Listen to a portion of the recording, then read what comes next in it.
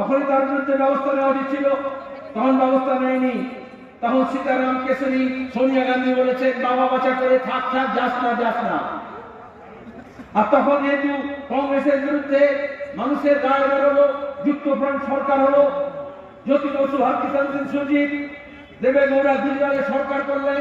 মমতা ব্যানার্জির মতো যারা আরএসএস মন্ত্রী ছিল কংগ্রেসের মধ্যে, তাদের দোষ হলো যে লাল ঝান্ডার কথা শুনে কেন তোমরা বিজেপিকে সরকারে আসতে দিলে না। সেটা 96 সাল, তার 2 বছরের মধ্যে 98 সালে ওই সরকার যখন করে গেল, নতুন করে ভোট হচ্ছে, তখন আরএসএস এর কথায়, আরএসএস এর টাকায়, আরএসএস এর পরামর্শে মমতা ব্যানার্জি তৃণমূল কংগ্রেস তৈরি করলেন। এই ইলেকশন কমিশন এসআইআর করছে, সহজটা প্রেক্ষাপট বার করে দেখা। এই যে মমতা ব্যানার্জির ঘাস তুলে ছবি তৃণমূলে কোথেকে এলো? কোন দল তৈরি হলে সঙ্গে সঙ্গে সিম্বল পায় না।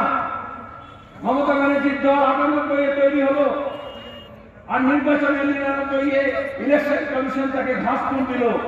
কারণ এল.কে. আদবানি তখন এনডিএ চেয়ারম্যান, উনি সার্টিফিকেট লিখলেন যে এটা হচ্ছে আমাদেরই একটা ছোট দল, বিজেপি জাতীয় দল, শাসক দল, আর তারই একটা ছোট দল আমাদের বড় ফুল, এদের একটা ছোট ফুল হবে।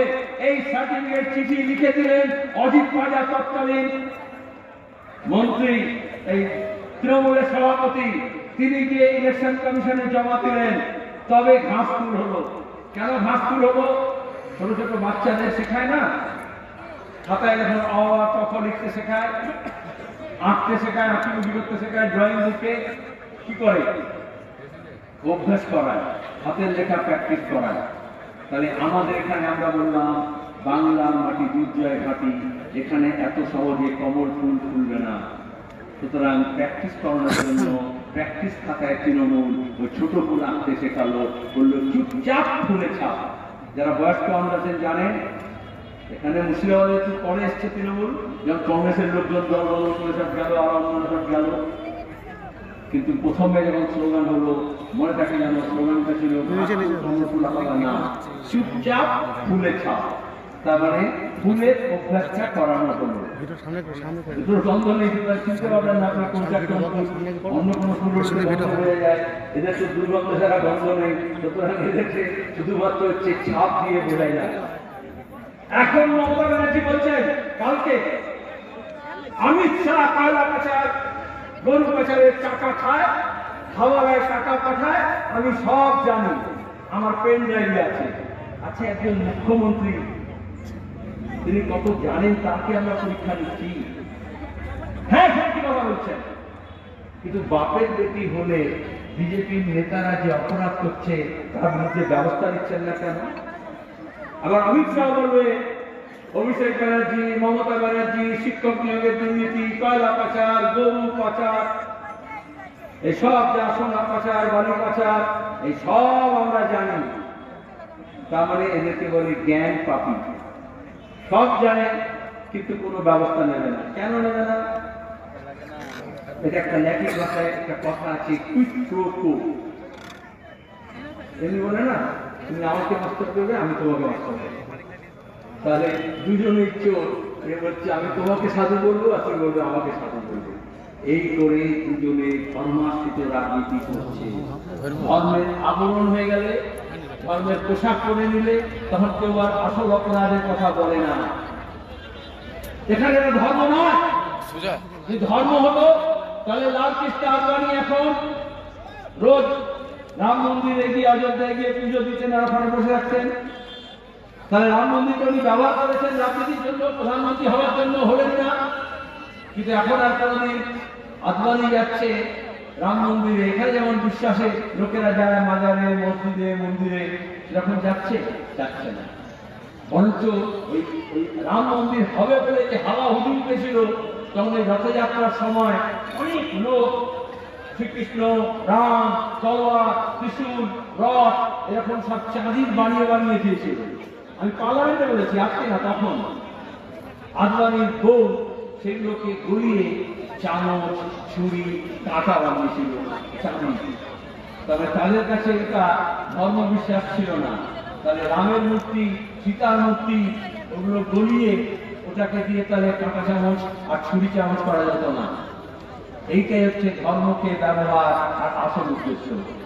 আমি কদিন আগে দেখলেন শান্তিপুরে ধরা পড়ল বলে আরএসএসের লোক এই যে সরস্বতী পুজো হচ্ছে তার জন্য মূর্তি তৈরি হয়, তাহলে অসংখ্য মূর্তি ভেঙে দিল।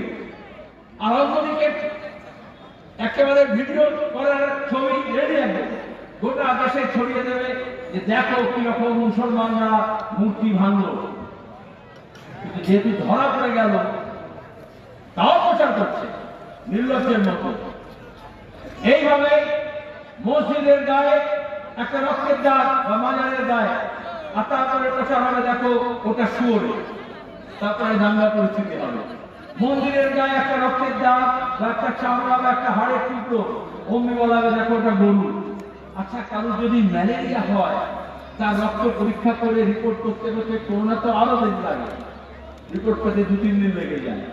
আর ওখানে একটা রক্তের দাগ দেখে কি করে যদি মসজিদে লাগে ওটা শুয়োরে আর যদি মন্দিরের লাগে তাহলে ওটা গরু, কি করে চিনে নেয়? মিনিটের মধ্যে হাজার হাজার লোক জড়ো হয়ে যায় না, হয়ে যায় না? এইটাই হচ্ছে ধর্মীয় আস্থা বিশ্বাসকে ব্যবহার করে যে দেশে ম্যালেরিয়া রিপোর্ট পেতে 3 দিন লাগে, সেখানে কিন্তু ওখানে কোনো রিপোর্ট লাগে না। শুধুমাত্র মন্দির হলে ওটা শুয়োর হয়ে যাবে, গরু হয়ে যাবে, আর মসজিদ হলে ওটা শুয়োর হয়ে যাবে। আসলে ওটা শুয়োর বা গরু বড় ব্যাপার না, ওটা হচ্ছে ওরা মানুষকে গরু ছাগল মনে করে। আর এই জন্য তারা এইভাবে মানুষকে ধর্মীয় আস্থাকে ব্যবহার করে নিয়ে বলতে হয় আপনার অন্য সিধা কানা, নিজের দেশটাকে সোজা করার জন্য তারা এই কাজটা করে।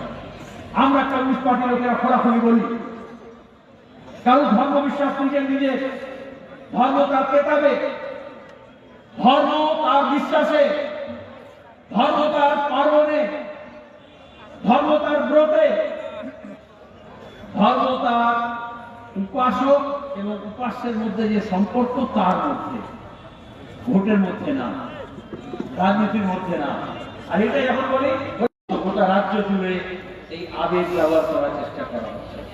গত লোকসভা নির্বাচনের সময় রাম মন্দির তৈরি করার ব্যাপার 22শে জানুয়ারি মনে আছে, গত বছর নির্বাচনের আগে, গতবারে 24-এর আগে গোটা দেশে সবাই যাচ্ছে, হাজার হাজার লোক যাচ্ছে, সব স্টেশনে ক্যাম্প করা হয়েছে, দিনে পয়সা খাওয়ানো হবে, দেওয়ানো হবে। কারণ বিজেপি বলেছিল যে अभी तो ये झांकी है, काशी मथुरा बाकी है, তার মানে ধর্মাশ্রিত রাজনীতি হবে। আমরা আমাদের রাজ্যে কি দেখলাম, মমতা ব্যানার্জি জগন্নাথ মন্দির সরকারি পয়সায়, সরকারি টাকায়, সরকারি জমিতে দীঘায় করলেন।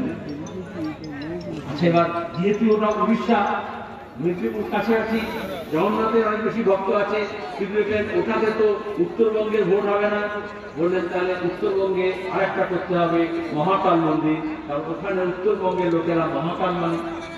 আবার দেখবেন কলকাতা শহরের লোকেরা, উত্তর চব্বিশ দক্ষিণ চব্বিশ লোকেরা ওরা জগন্নাথ মন্দিরও নেই, মহাকালও নেই, বলেন এখানে দুর্গাঙ্গন হবে। তাই বিজেপি যেটা পাইকারি করেছিল, মমতা সেটা খুচরো ব্যবসা করতে আরম্ভ করলেন। আর এখানে বেলডাঙ্গা, রেজিনগর, মুর্শিদাবাদের লোকজনকে বুঝতে হবে, এখানে তৃণমূলের এমএলএ, তৃণমূলের প্রাক্তন মন্ত্রী, বিজেপির প্রাক্তন নেতা, কংগ্রেসের প্রাক্তন নেতা হুমায়ুন কবির বললেন আমি এখানে বাবরি মসজিদ তৈরি করব, ঘোষণা করলেন না? ব্যাপক আবহাওয়া তৈরি হলো। আচ্ছা, মমতা ব্যানার্জি কি করলেন? যে মমতা, হুমায়ুন বলেছে, আমি না, লোকসভা ভোটের সময় হুমায়ুনকে বললেন হেলিকপ্টার থেকে নামতে নামতে বা উঠতে উঠতে যে অধীর সেলিম জিতে যাবে, একটু হিন্দু মুসলমান করতে হবে। তাই ধর্মীয় আবেগ কিরম ব্যবহার বলেছেন, ওই যে ভাগীরথী নদীতে লাশ ভাসবে, কেটে বার করলে হবে। আমরা বলি ধর্মের নামে ভোটের সময় জীবিত তোলাটা অন্যায়। তাহলে তৃণমূল কংগ্রেসও তাই করলো যা বিজেপি করে, কার লাভ হলো? ইউসুফ পাঠানকে নিয়ে আসা হলো, তাহলে মুসলমানদের জন্য মুসলমান সাইনবোর্ড ছাড়া কিছু নয়, কিছুটা তোলা তোলার জন্য কিছু লোকজন আছে, ওই 75% কালীঘাটে পাঠাবে, 25% নিজের কাছে রাখবে, আর বাকিটা সিদ্ধান্ত কে নেবে? প্রতীক জৈনের মতো লোকেরা বাংলার রাজনীতি কি হবে, বাংলার ভোট কি হবে, বাংলার শাসন কি হবে, সেটা ঠিক করবে ভাড়াটে লোকেরা। আগে যেরকম সুপারি হতো না, এখনো আছে। মুম্বাইতে যারা যায় দেখবেন সুপারি কিলার বলে। কারোর সঙ্গে কারোর সম্পর্ক নেই, কিন্তু টাকা দিয়ে খুনিকে ভাড়া করে বলা হয় তুমি অমুককে খুন করবে, ছবি দেখিয়ে দেওয়া হয়, তারপর বলে